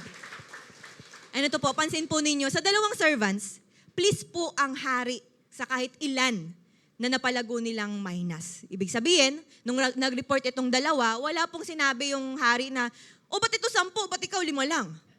Okay? Hindi po sinabi ng hari yun. Hindi niya sinabing, bakit parang ang unti ang expected ko kasi sa'yo, 100? Ay, bakit parang napakakunti naman yan? Ang tagal kong nawala, tapos pagbalik ko, ganito lang, putyo-putyo lang. Di ba, wala tayong napakinggang ganong report, pero walang comparison, hindi naasar yung hari. So, ibig pong sabihin, it doesn't matter kung gaano karami, kung gaano kakonti, kung iisa lang yan, 2 lang yan, kung ano yung kaya natin, for as long as nagpapakatapat ka bilang follower ng Diyos. For as long as you are giving your best just to win and disciple them na at yun palang pleasing na yun para kay Jesus. Amen? Baka po kasi ma-pressure ka na kailangan mapalago ko yung minus, kailangan ganito, ganyan. Basta nagpapakatapat ka. Basta ginagawa mo yung best mo bilang servant ng Lord. Amen po ba? So di lang yun mga kapatid, kung sa kabila ng lahat, walang nakaka-appreciate sa'yo. Di ba? Walang return of investment sa lahat ng mga efforts at tanim mo sa kanila. Ngayon naaalala mo yung mga win-win mo, naaalala mo yung mga pamilya mo, mga kaibigan mo na talagang kinukulit mong makakilala kay Lord, na hanggang ngayon ay gusto mo talaga, alam mo yun, binibigay mo na lahat, yung pera mo, oras mo, efforts mo, mga gamit mo sa bahay, pati electric fan, pati washing, binibigay mo na, tapos hindi pa rin talaga tinatanggap si Lord. Di ba lahat talaga, pati dugot pawis mo na ibigay mo na sa kanila, tapos wala pa rin. Di ba? Alam mo, darating yung panahon, Jesus will reward you dahil dun. He will reward His servants according to what they have accomplished. Alam niyo po, ang bawat isa sa atin na nag-e-effort at ginagawa talaga yung best sumunod lang sa Kanya, kitang-kita ni Lord lahat ng mga sacrifices mo. Kitang-kita ni Lord lahat ng mga iyak mo sa prayer. Sabi mo sa katabi mo, alam niya. Matthew 16:27, ang sabi doon, bibigyan niya ng reward yung mga tao, depende sa mga ginawa nila. 1 Corinthians 3:13-14, pagdating ng araw ni Christ, ititest yung quality ng trabaho ng bawat isa. Kasi sa araw na yon, isasalang sa apoy ang ginawa ng bawat tao. At doon makikita yung quality ng trabaho niya. Pag nakasurvive sa apoy ang tinayo sa pundasyon, tatanggap ng reward ang nagtayo. Kaya sabi mo sa katabi mo, may reward ka rin.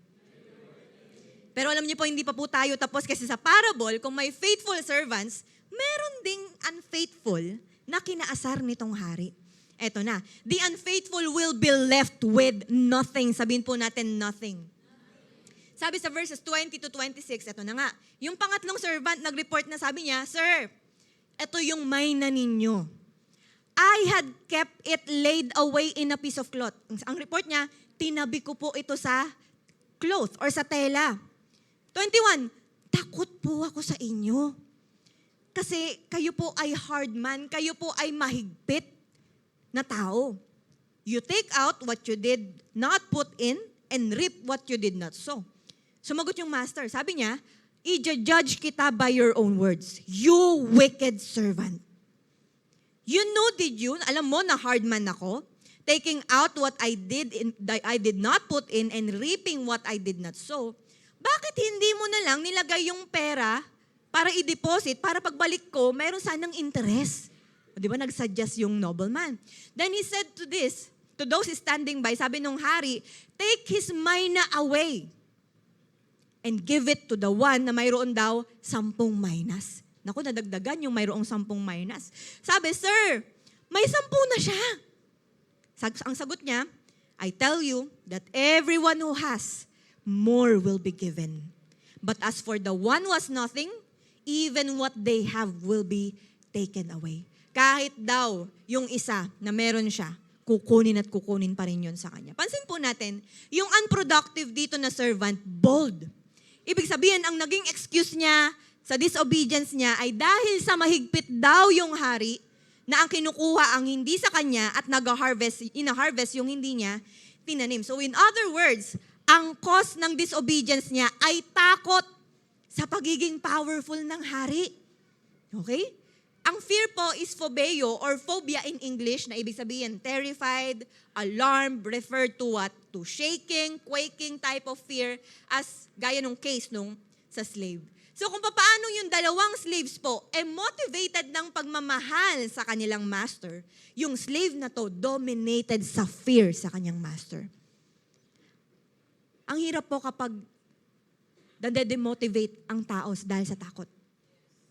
Ang hirap kumilos para sa mga servants na to kung ginagawa nila yon or wala silang ginagawa dahil sa takot.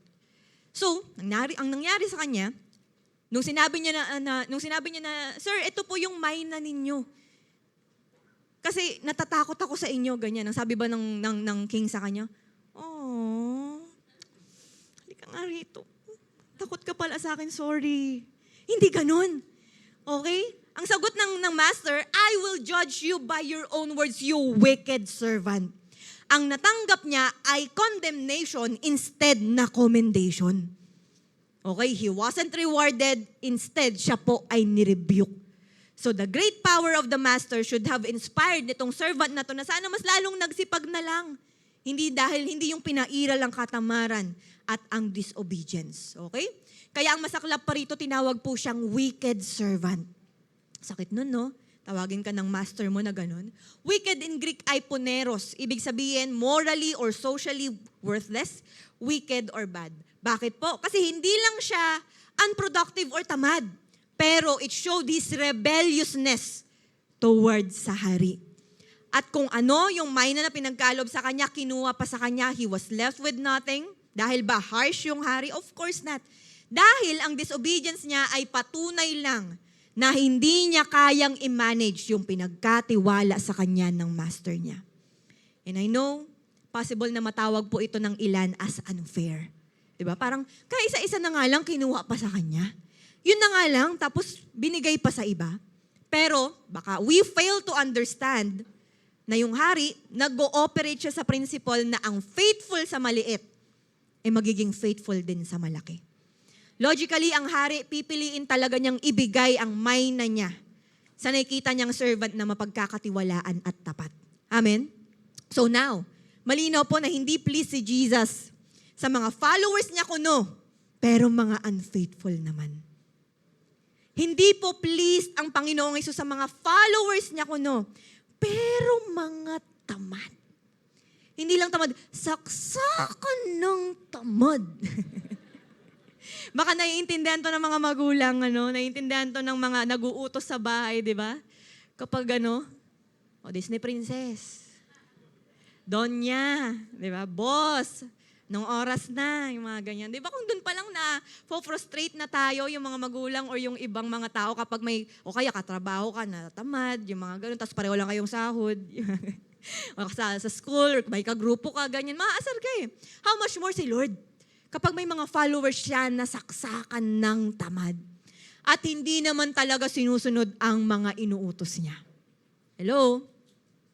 Hindi po siya pleased sa mga pinagkalooban niya ng means, mga pinagpala niya, may abilidad, may kakayahan, may oras, may skill, alam ang gospel, pero hindi man lang ito ginagamit para i-share sa iba. May na, pero hindi pinapalago. Again, hindi po to about sa dami, pero usapang faithfulness at obedience to sa Diyos, kapatid. Kaya hopefully po, maiging i-check po natin ang ating mga sarili. Baka kanina mo pa sinisiko yung katabi mo. Hindi po kanya-kanyang evaluation po tayo ngayon, no? Dahil baka mas masipag po tayong mag-share ng chismis kaysa i-share si Jesus. Yung kaibigan mo, ang dami niya nang kilala, pero si Jesus hindi pa niya kilala. Kilala niya na lahat ng mga katrabaho mo. Kilala niya na yung mga miyembro ng pamilya mo, pero si Jesus, sino yun? Kilala ko kasi yung shinare mo last time eh, yung nilibre ka, yung ganun. Di ba na-chismis mo na lahat pero si Jesus hindi. Sabi mo sa katabi mo, wag ganun. Baka mas masipag pa tayong mag-share ng ating mga rants or complaints sa buhay. Di ba? Kaysa i-share si Jesus. Tapos magugulat na lang after mo i-share lahat ng mga complaints mo, Kristiyano ka pala. Parang mas marami ka pang reklamo sa akin. O kaya, di ba talagang mas masipag ka pang i-share kung ano yung mga trending na mga artista, kung sino itong mga vloggers na to, di ba baka mas trending pa sila para sa mga taong sinesharean mo, ganyan. Or alam mo yun, mas busy talaga tayo na ibida ang mga sarili natin. Alam mo yun, sa tuwing nagkukentuhan kayo, kasi ako naman eh, mga ganun. Yung may sinasabing ko problema yung katabi mo, tapos ako naman kasi alam mo naman ako kasi alam mo yung laging nasisingit yung sarili ba na, sige, ikaw na. Mag-open pa lang ako, ikaw na naman yung bida. Diba? Baka busy na po tayong i-share yung sarili natin at hindi talaga si Jesus. Baka mas masipag ka pang i-share ang esophagus. Anong gagawin ng katabi mo sa esophagus? Mas kilala pa nung katabi mo yung pantog kesa kay Jesus. Diba? Kapatid, alam ko, we tend to be entertained sa mga ganong usapan, pero real talk lang. Hindi tayo tinatawag ng Diyos doon para mas mag-invest. Your mina is the gospel, and we are called to be faithful pagdating po dito. Amen? Palakpakan naman po natin si Lord. Now, kung lahat ng mga followers ni Christ dadaan sa matinding evaluation, walang makakalusot, re-rewardan according sa kanilang mga na-accomplish. On the other hand, may mga hindi talaga makakalusot. All enemies will be punished by the king. Parusa ang kakaharapin nila. Verse 27, but those enemies of mine, sabi ng hari, who did not want me to be their king or to be king over them, bring them here and kill them in front of me. After makipag-deal ng hari sa kanyang mga servants, ang dinil naman niya, yung mga tinatawag niyang enemies na ayaw magpasakop sa kingship niya. Ito po yung masasabi nating pinaka-nakakatakot na lugar na pwedeng tayuan ng tao. Yung lumugar sa pagiging kaaway ng Diyos. Dahil yung resulta ng rebellion or pagiging against sa rulership ni Jesus, kamatayan. The unbelieving will be thrown in the place of eternal punishment. Bakit? Kasi sa muling pagbabalik ni Jesus bilang hari, wala na pong room for rebellious subjects in Christ's kingdom. Sa muling pagbabalik ni Jesus, wala na po doong rebelde dahil sila ay mapaparusahan na. Kaya po mga kapatid, i-check po natin yung mga sarili po natin. I-check natin yung mga puso natin kung tayo po ba talaga ay followers ni Jesus or nagiging against na tayo sa kalooban ni Jesus bilang hari ng buhay natin. Baka sa totoo lang, deep down that heart, ayaw talaga nating ayaw nating magpakontrol kay Lord. Ayaw nating magpasakop kay Lord. Ayaw nating magpasakop sa paghahari niya. Malinaw na sinasabi ni Jesus sa parable niya na ang mga enemies niya, ay sabi doon, who did not want me to be king over them. Yan ang malinaw na description. Sino ang mga enemies niya? Sila yung mga taong ayaw akong maging hari. Of course, mahal po tayo ng Diyos. Pero nawa, malinaw sa'yo na si Jesus ang hari ng buhay mo. Hindi ibang bagay, hindi pera, Hindi tao, hindi kasalanan, hindi sarili mo, kundi siya lang. Amen? Are we learning po? Palakpakan po natin si Lord. So ano po yung dalawang S na pag-usapan po natin that we can discover in the parable of the 10 minas? Number 1 is the symbols. Pangalawa, the significance. And lastly po, the steps. Okay? So after knowing its symbols and significance, hindi po pwedeng wala tayong steps or application. Amen po ba? Kaya unang-una na gagawin po natin, be a mindful servant for the King's return. Maging mindful po tayo na servant sa muling pagbabalik ng hari. Sa paano natin to gagawin? Know your position as a servant or a follower ni Jesus Christ na dapat aware po tayo sa mga ganap sa ganap ng fina-follow natin na si Jesus Christ. 'Di ba kapag po tayo may fina-follow, aware tayo sa mga ganap ng artista na yon, ng vlogger na yon, kasi fina-follow mo siya eh. Ganon din po tayo bilang mga Kristiyano kapag fina-follow mo si Christ, hopefully aware ka. Kilala mo siya at alam mo yung mga ganap niya. I-anticipate po natin that He will return soon. So yes, may position po kayo sa work. Yes, may mga responsibilities ka sa school, sa bahay, sa community. Pero alalahanin mo rin, most of all, that you are following the King that is about to return. That is why work with diligence. Magsipag po tayo. Sabi mo sa katabi, magsipag tayo. Hindi lang pala sa gapo, bawal ang tamad. Bawal din ang mga tamad na Kristiyano. Ano pa? Work in the Holy Spirit's power. Tandaan po natin, baka po may iba sa atin pinanghihinaan ng loob. Sino ba naman ako? Paano ko ba naman magagawa yun? Simpleng tao lang naman ako. Simpleng mamamayan lang naman ako. Hindi ka kikilos on your own. Wala sa ating magpapaka-sad boy or sad girl. Kasi may Holy Spirit na maglilid sa'yo at dedependehan mo. And of course, we will work para i-please siya. Alam ko may mga times na may umuusbong sa atin para maging main character ba? Di man naging artista pero sana maging bida. Pero bilang mga Kristiyano, ang goal mo lagi, matuwa si Lord sa mga ginagawa mo.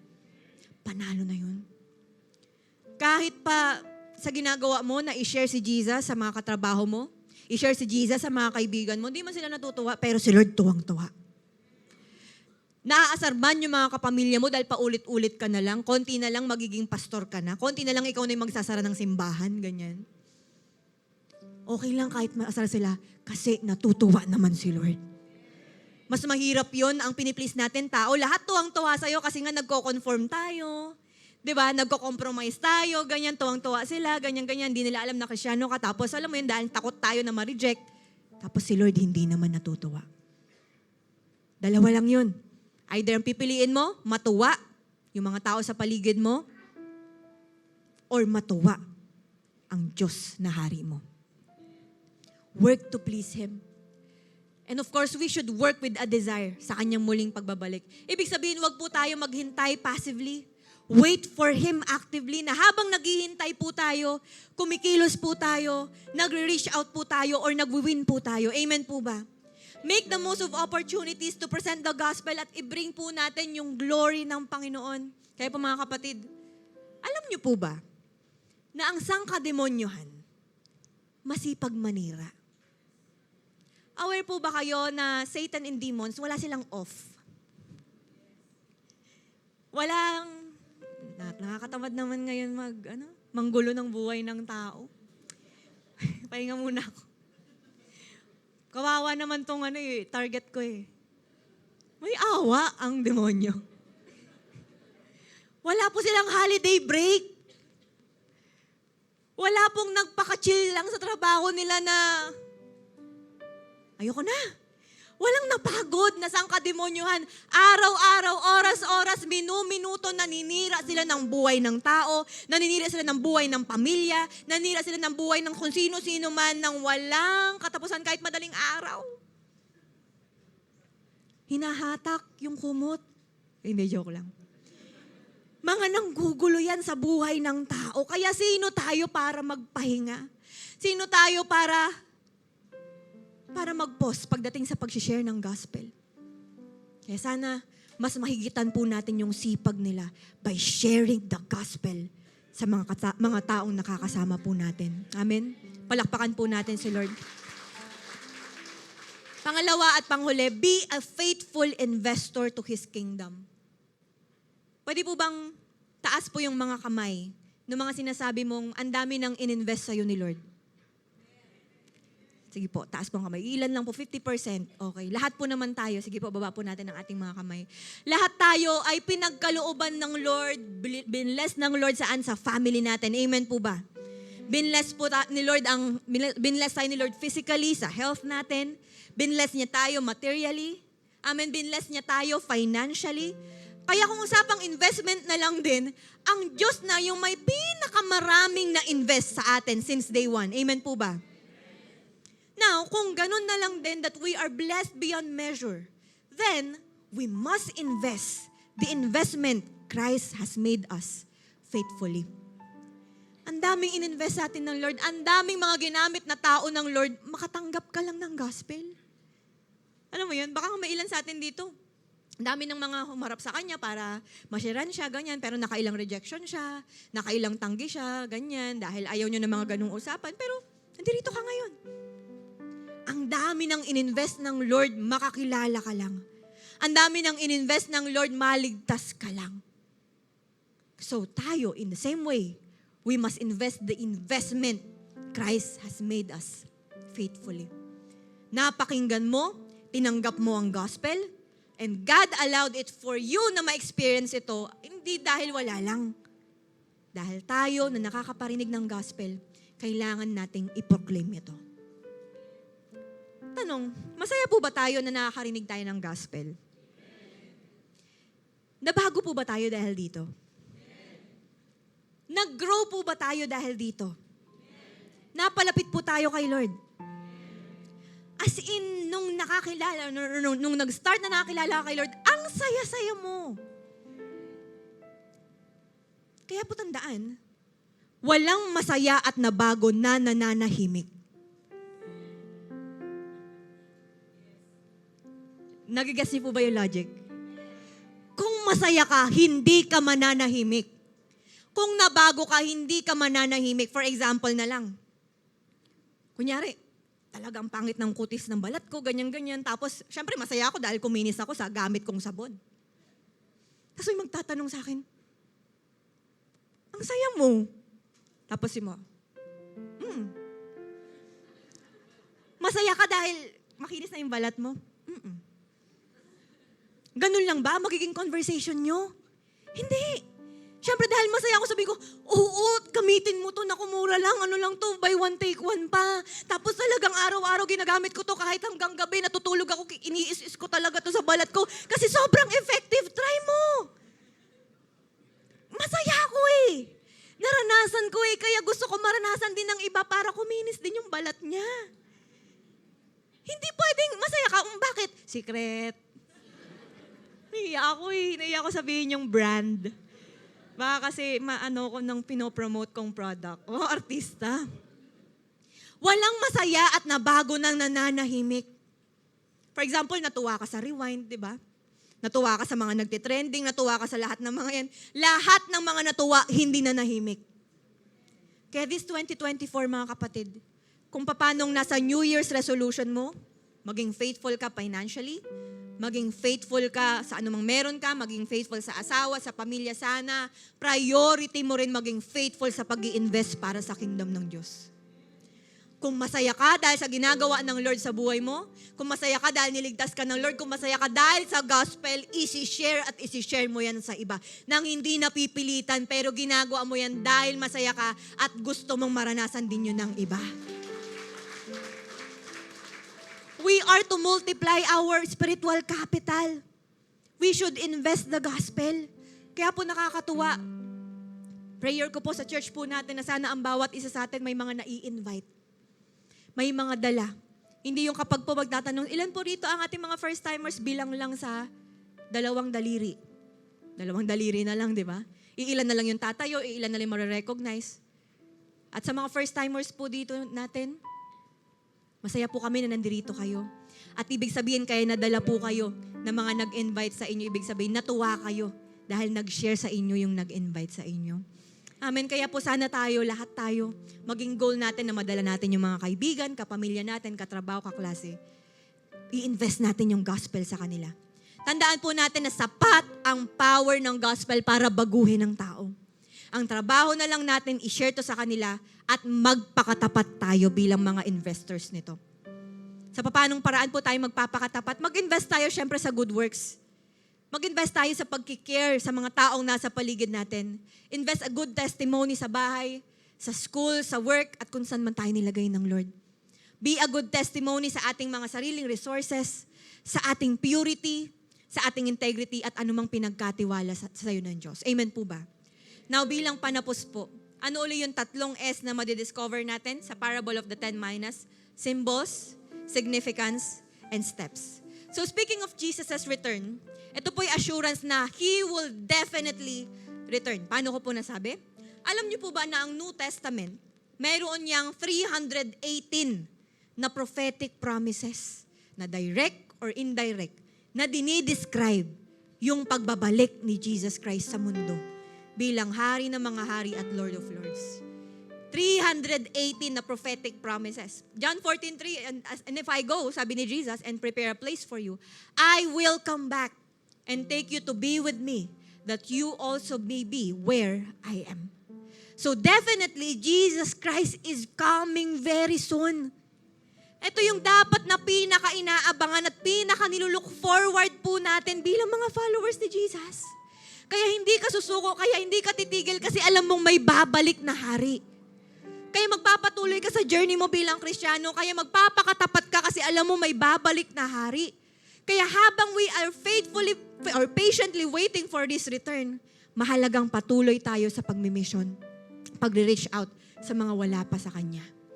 We should win souls and make disciples. That is why bilang family, mga servants ng Lord, kinakailangang maset ang ating isipan sa mga kailangang isipin on things above, not on earthly things. Colossians 3:2-4.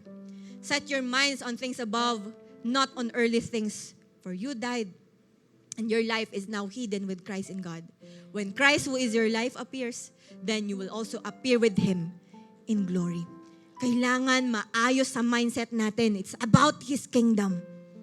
Hindi yung natututok na lang tayo sa mga kamunduhan. Natututok tayo sa mga temporary lang na mga bagay dito sa mundo. Kailangan maayos ang ating mga mindset. Amen po ba? That is why this is our title for today. Mission-minded kingdom mindset. Tandaan po that everything on earth, ang buhay po natin, gawin natin, it's always be about Christ and about His kingdom. Amen? Tatayo po tayong lahat. And let's close our eyes. Habang ikay nakapikit kapatid, tandaan mo that Jesus is our King that will soon be returning. Siya ang hari na muling babalik. Ito'y isang parable na akala natin gawa-gawa lang ni Jesus Christ, pero no. Dahil hanggang ngayon, matindi ang relevance nito sa buhay mo ngayon. This is a reminder for you na tayo mismo ay alipin ng Diyos. Meron siyang inatang sa atin na dapat nating trabahuhin. Mayroon siyang inutos sa atin na dapat nating gawin. Kaya ang tanong, are you ready sa kanyang pagbabalik? Ready ka ba na muling bumalik ang hari anytime soon? Kasi kung hindi, kung sinasabi mo, Pastora, hindi pa ako ready. May mga hindi pa ako nasusuko. Pastora, hindi pa ako ready.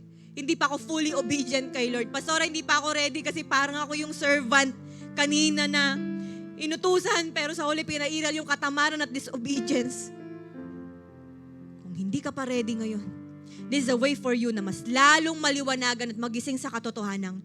Hindi na tayo dapat nagpapatumpik-tumpik pa bilang mga Kristiyano sa panahon natin ngayon. This is not a time para punuin mo yung buong 2024 mo ng regrets, ng pagsi-self-pity or pangungundem sa sarili. Not even the time para balikan yung same mistakes at dating buhay. That is why, kapatid, it's time to wake up as servants of the Lord. It's time to wake up as servants of the Lord. Kailangan nating gumising because Jesus is coming soon. May magbabalik na hari, kaya this time, It's time to open your hearts and begin to humble yourself before the Lord. It's time na magpaayos tayo ngayon sa Panginoon. I-check natin ang ating mga sarili. Baka sobra ka ng busy. Sobra ka ng busy sa sarili mong buhay. Na nalimutan mo na meron ka palang misyon dito sa mundo. Baka sobra ka ng busy sa sarili mong pangarap at wala doon ang Panginoon sa pangarap mo na yon. Baka sobra ka ng preoccupied ng worries, ng anxiety sa mundong ito without even thinking, ay, servant ako ni Lord. I have to follow Him whatever it takes.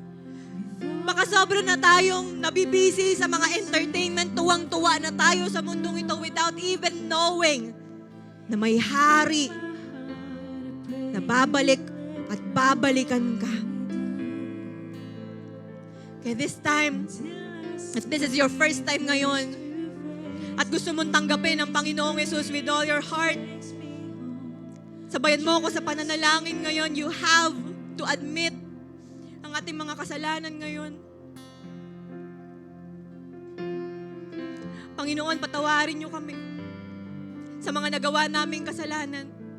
Patawarin niyo kami, Lord, dahil nagawa namin kayong kalimutan. Patawarin niyo kami sa mga nakomit namin. At ngayon, naniniwala kami na kayo nagkatawang tao, pinako sa krus, namatay, nilibing at nabuhay muli para sa aming kaligtasan. And ngayon, we confess, we receive you bilang aming Panginoon at tagapagligtas. At ngayon, we are looking forward sa hari na muling babalik. At di kami maiiwan na talunan, di kami maiiwanan na parang hangin lang dito sa mundong ito. We will all look forward sa muli mong pagbabalik. Kaya God, kayong manguna sa aming mga buhay. Kaya this time, kung tinanggap mo ang Panginoong Yesus, patuloy mong i-recommit ang buhay mo sa Kanya. Taas mo ang iyong mga kamay. Paayos natin ang ating mindset sa Panginoon. Begin to commit yourselves kay God na mabubuhay ka. Ipapagamit mo ang buhay mo na yan to bring Him glory. Come on. Ipapaayos natin ang mindset natin sa Panginoon. Come on, I will live.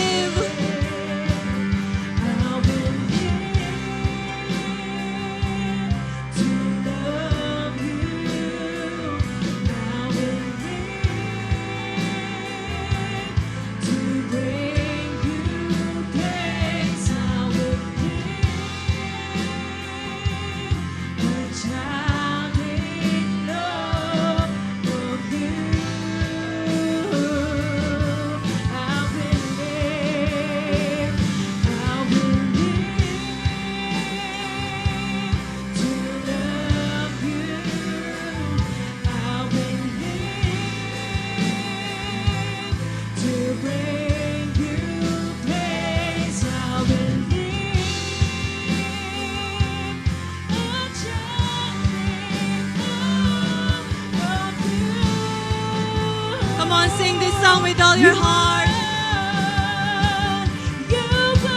There's more.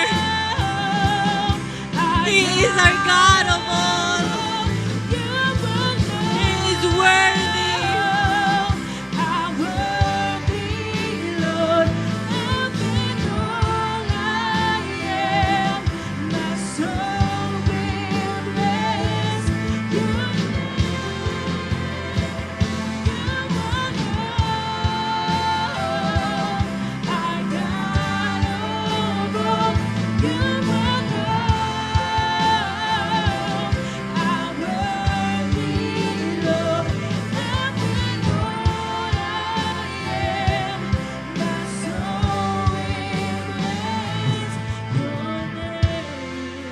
Hallelujah.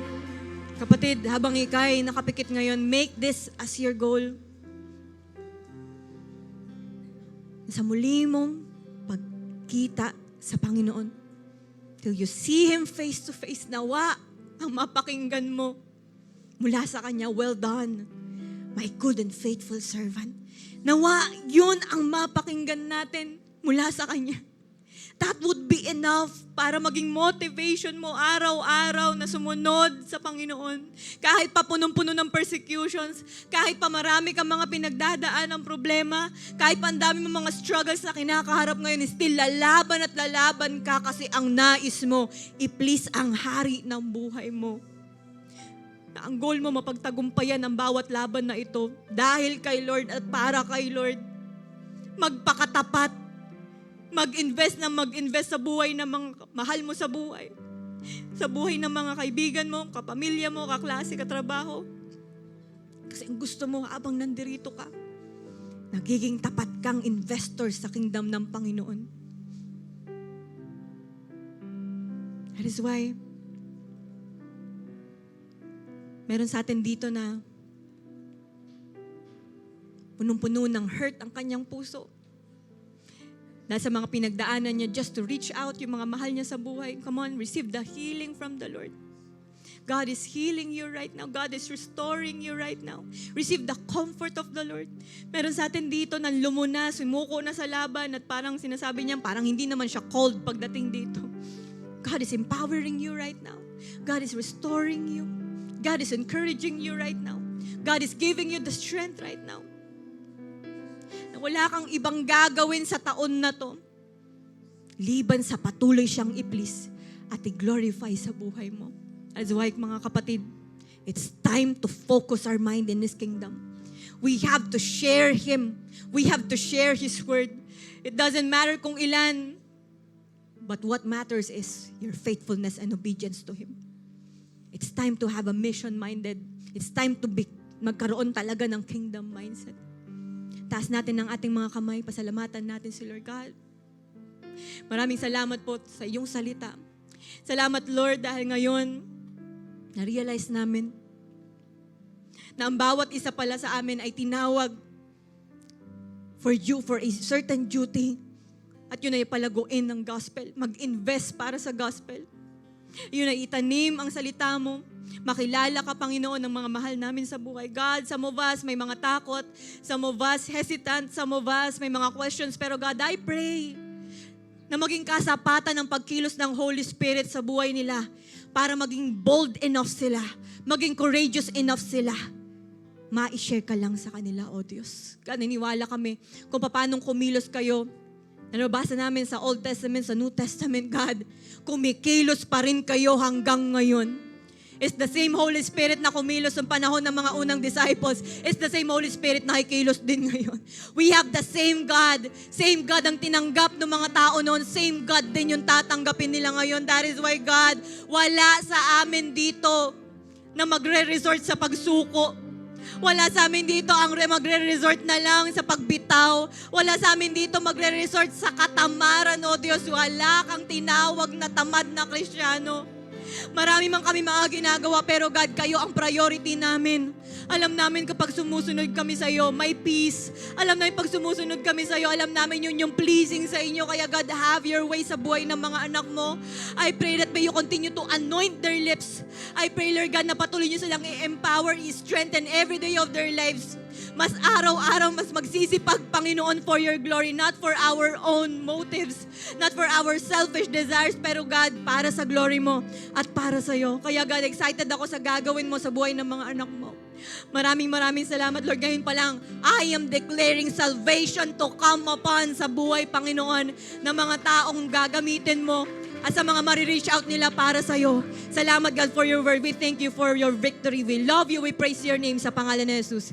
Amen. Palakpakan po natin si Lord. So there's a reason po to celebrate. Hallelujah. Thank you, Jesus. And sa mga habol po na kanilang tithes and offering, dito na lang po sa harapan sa basket. Come on, let's worship God.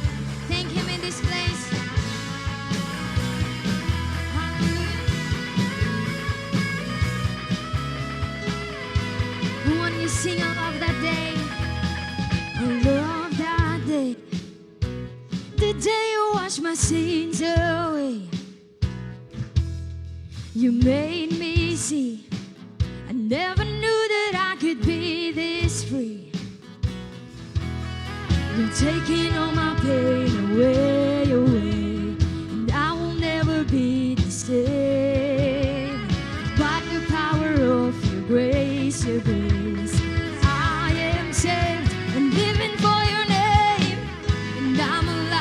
Jesus, you're living in me. Oh, Jesus, I believe. Now every day is a victory. Oh, Jesus, I believe in you. Come on, you sing. I believe in you. I believe in you. Jesus, nothing's gonna change my mind. I believe in you. I believe in you. I believe in you. Jesus, nothing's gonna change my mind. I believe in you. Amen. Best clap offering po kay Lord. Hallelujah. Taas po natin ang ating mga kamay. Pasalamatan natin si Lord. God, we thank you sa grace mo. We thank you for your forgiveness. We thank you, God, for empowering us. Pumasok po perhaps ang some of us sa amin na mga down, mga feeling talunan. Pero God, we thank you dahil we will leave this church na talagang excited na magpatuloy, healed at talagang empowered dahil sa Holy Spirit. Kaya God, I pray na patuloy niyo pong pagpalain ang bawat follower mo ngayon, Panginoon, mapa-onsite, mapa-online. Patuloy niyo silang pagpalain sila at ang kanilang family, O Diyos. Patuloy kayong mag-glorify sa kanilang buhay. Now receive the blessing of the Lord. The Lord bless you. The Lord keep you. Make His face shine upon you and be gracious to you. The Lord turn His face towards you and give you peace in the name of the Father, the Son, and the Holy Spirit. And everybody say aloud, Amen. So God bless us po. Happy Sunday po sa ating lahat.